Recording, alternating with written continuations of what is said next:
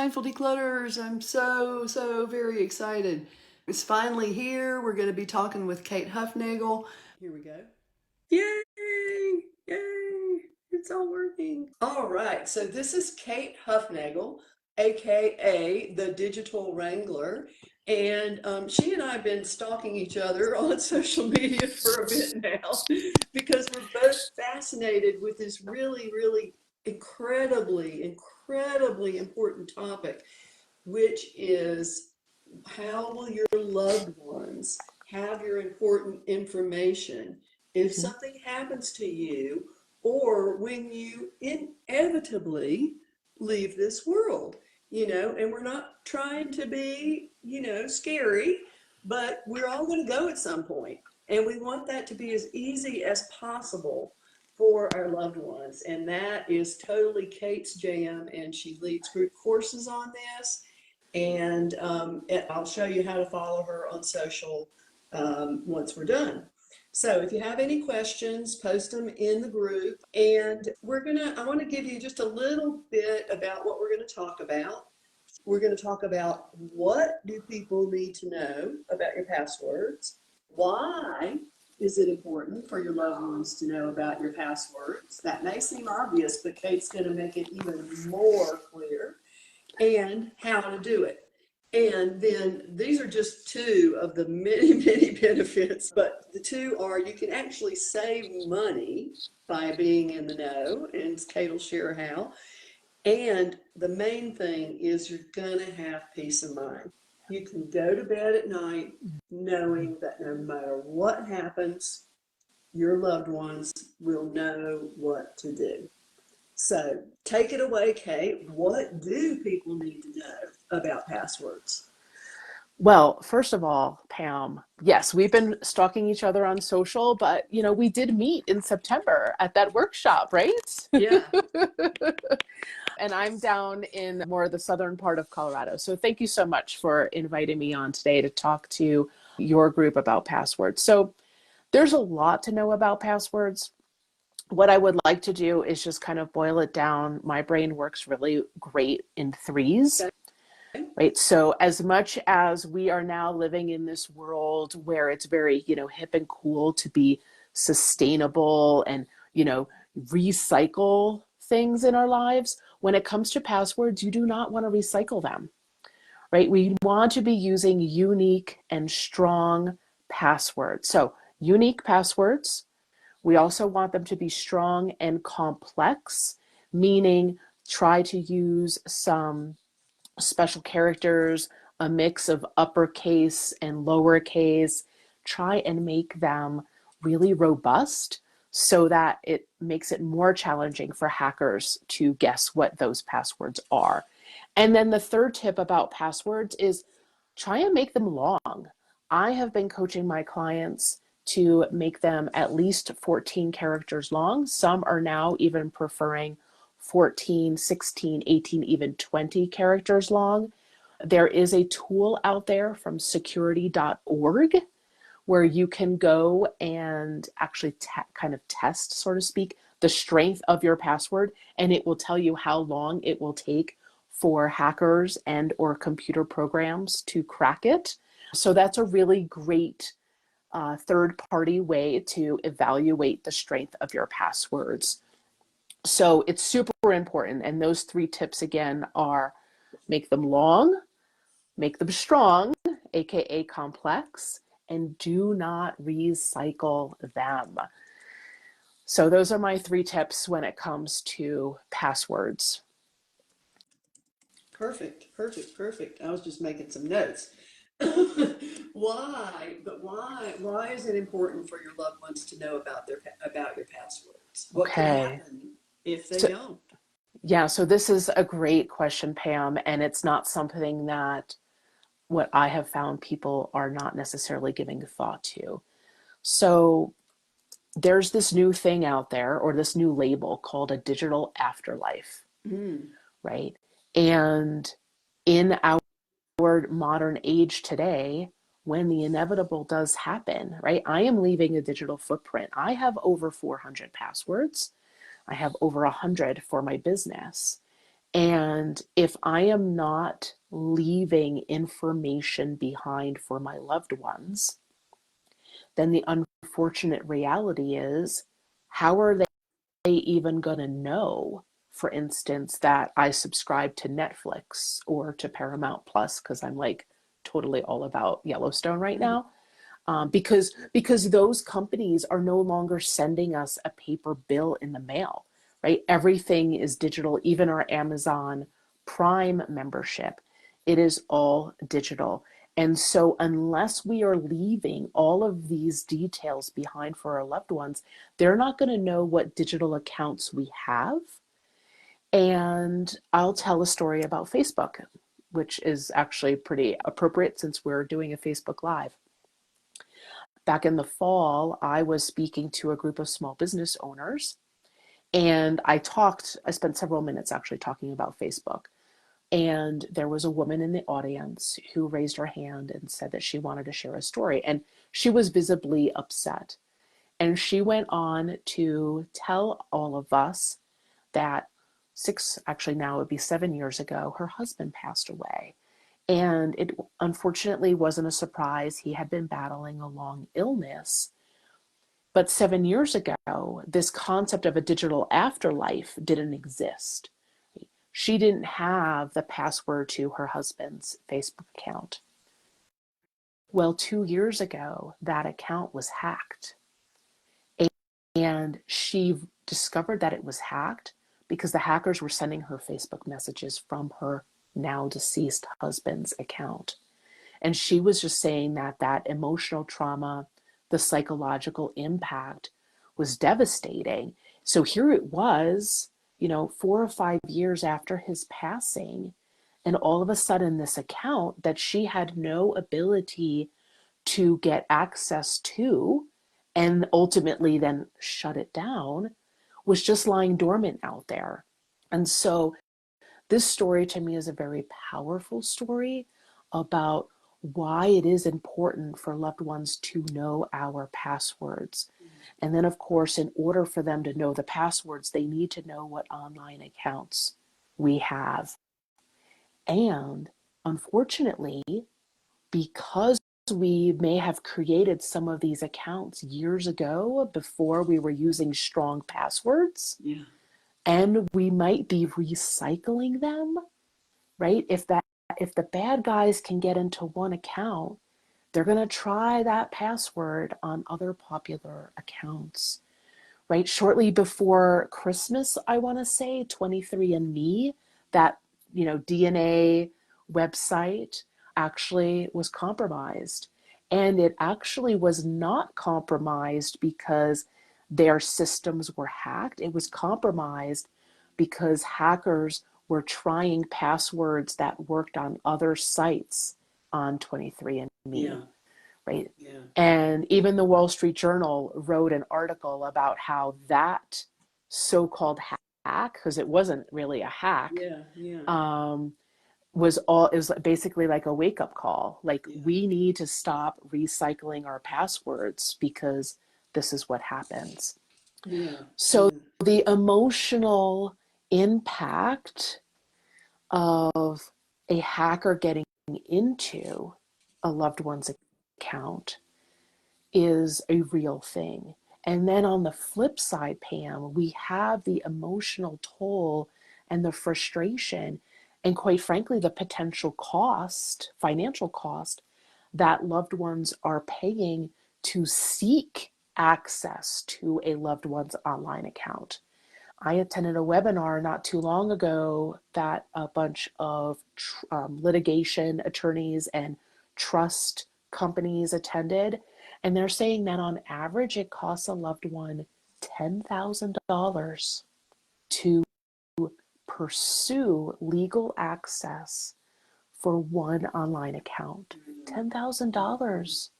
And what's worse is that the courts tend to rule in favor of the company, not the families, because of those strong terms of service agreements that we consent to when we create that account. We So just this click digital, accept. we do, we do because we want to create this account, right? We Yes. want to be on Facebook to connect with our loved ones, right? Or we want to, I don't know, create that Google account so that we can share Google Photos with friends, right? We're just creating these accounts without thinking about the long-term impact of all of these accounts. So And who has time to read all that legalese? But just know that you have been warned that it can come back to bite you. So that doesn't right. mean you have to read them all. It just means you need to take the appropriate action to make sure that you can get into your loved ones' accounts. And I know from following you, Kate, that it's different on different accounts. And I think like LinkedIn is the hardest one, right? You can't even do it until the person's gone. LinkedIn, yeah, LinkedIn is challenging because they will not accept a will. They will only accept a court order. And the only way you're going to get a court order is to go to court, meaning you're paying for an attorney. From what I've heard from attorneys, Yahoo is actually one of the more exceptionally difficult Oh, okay. companies to work with. But I don't have any personal experience with that. And after hearing what litigation attorneys have shared with me, I'm kind of grateful, knock on wood, that I have yet to Yeah. go through Yahoo. Yeah. But yeah, every company is different. And Yeah. so it's critical, Yes. both from a financial perspective and emotional perspective, to have a list of all of your online accounts for your loved ones. But how in the heck are we supposed to keep up with all these 14 character weird question mark, Yes. exclamation point, asterisk passwords? Yes. Well, so and your audience probably doesn't know this about me. I spent many years working in the intelligence community, right? I was developing IT solutions, tech solutions to enable the national security mission our country. And as a result, I personally advocate for the utilization of a password manager. Now, some of my clients, even my parents who are now in their early 80s, how should I quote my father? Kate, I don't want to be bothered with learning a new technology tool. And let's face it, right? When we reach that age, Yeah. it is a little bit more difficult for us to learn and develop new Yeah. habits, right? So it's important to meet everyone where they are, Yeah. right? For me, I'm going to be 50 in a few months. I've been using a password manager for over a decade now, right? So it's kind of ingrained in me. But there are benefits to using a password manager. I can only have to remember one password, and a password manager has the ability to generate what I call the gobbledygook, right? That's a very technical term, but to generate that highly secure, that long password that doesn't make sense to anybody because it has multiple symbols, multiple uppercase.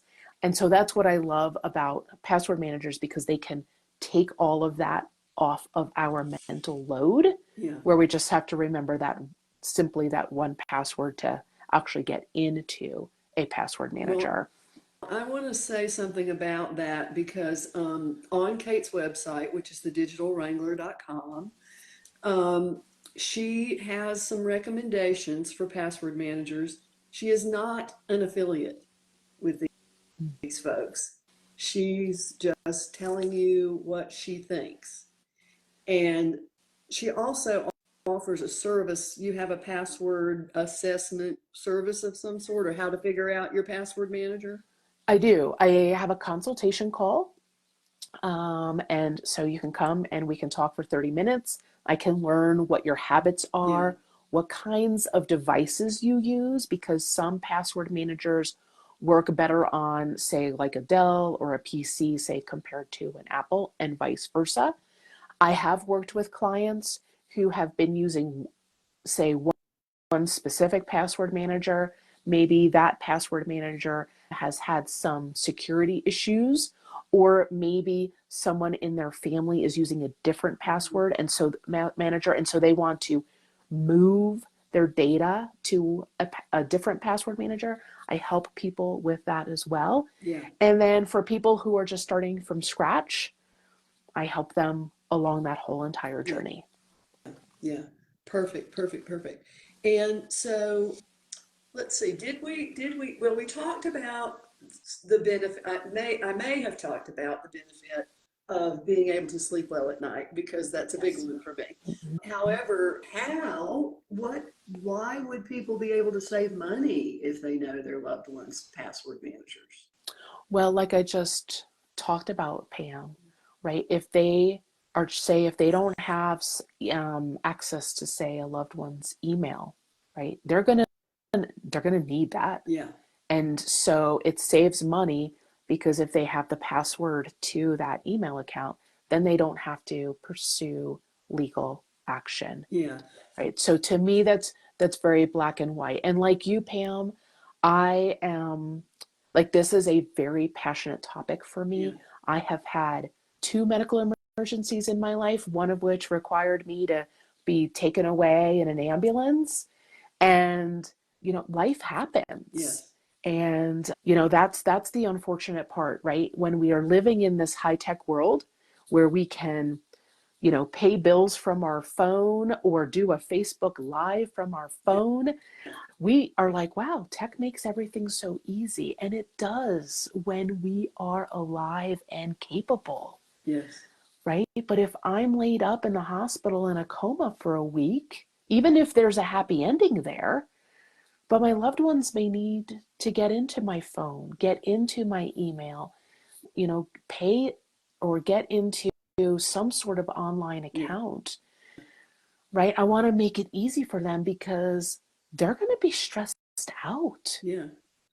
Well, and there's that right? other thing, though, that seems a little more mundane until you add it up. And I have added it up I have a spreadsheet with Mm-hmm. all of the accounts that I want my loved ones to know about.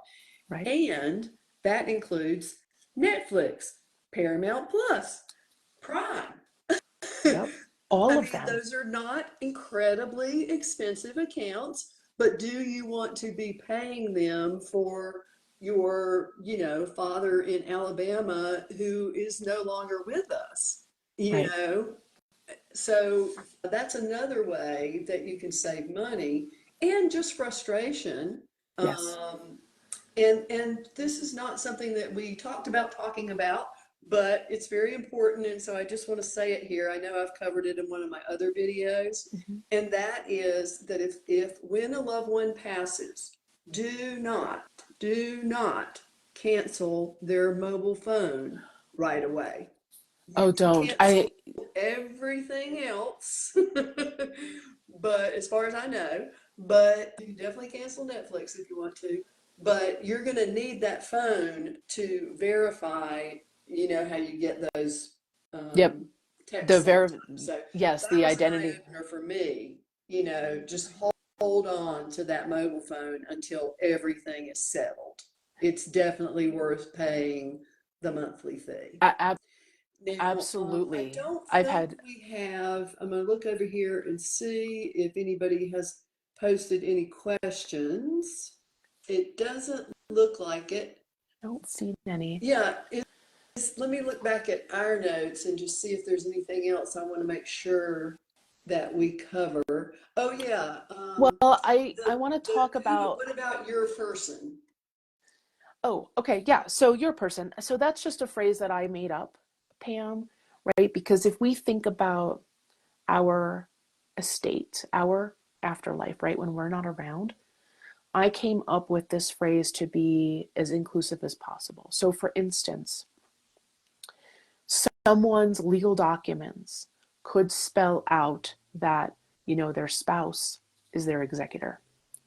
But it also could spell out that, I don't know, their sister would be the guardian of their children, Yeah, and the pet sitter is going to be guardian of the pet.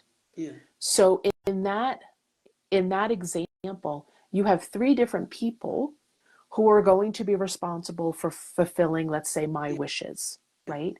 And so just to be as inclusive as possible and as broad as possible, rather than saying, okay, well, the guardian of your children, or, the guardian of your fur baby, I just started using the phrase your person to be as inclusive as possible. I even have a girlfriend who will become the executor for a colleague of hers. Yes.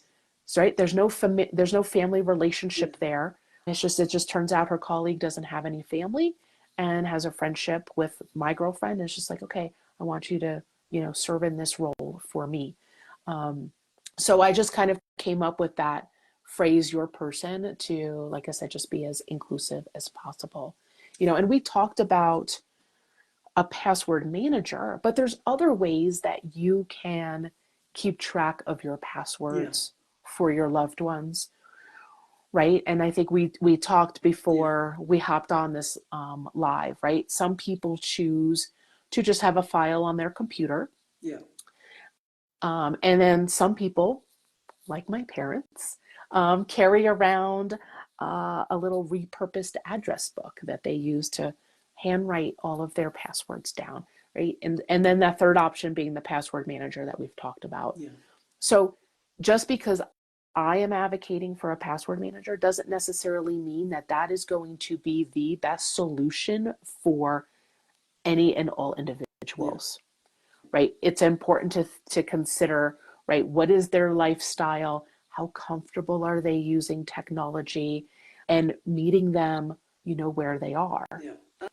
I have one client who keeps hers in index cards, in a little Oh, box in nice. index cards, Mm-hmm, and mm-hmm, that works for her. One of the things that concerns me about physical systems mm-hmm. is, what if something happens to you and your person or your loved one is in another state? So Yeah, so then they'll have to, that's just something to consider. right? And then if you have a digital method of keeping your passwords that's not a password manager, you want to make sure that it is somehow secure, right? Yeah. Yeah. Yeah. Yeah. Well, let's just go back to the physical option, Yeah. right?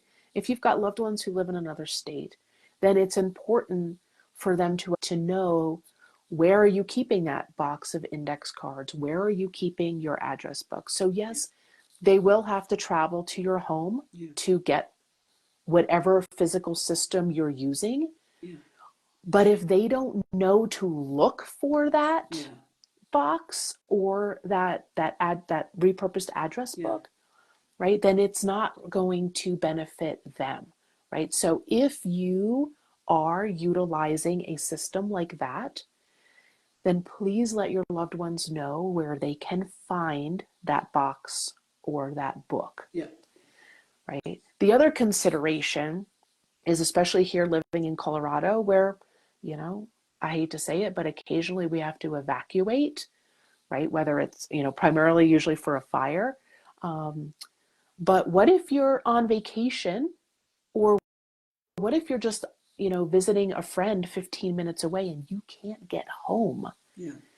right? So I just encourage people to think that through. And I'm not saying that there's anything, wrong per se with a physical way to track your passwords, but I just want people to be mindful that there are other benefits or there's other aspects to consider than just making sure that your loved one can find them, right? Well, one being, are you going to update it every time the service tells you that you have to update it? Right. And that's Where a, are you going to keep it? And I think maybe there are people who are quite good at that. And I know that when I had a physical one, I was not good at no, that. I was not no, good at going back to it and, writing all the squiggles. exactly, So, exactly. And we're just here to help you reflect. right. And Pam, and if you're writing them down, like my parents learned not too long ago, my father had a medical emergency and was in the hospital for actually several weeks. And that was when, in that moment, my parents, who have been married now for over 55 years, that was when my mother realized that while my father had done an exceptional job of not only writing down the passwords but then updating, crossing out and updating when he changed the password, he was actually writing the password down in code.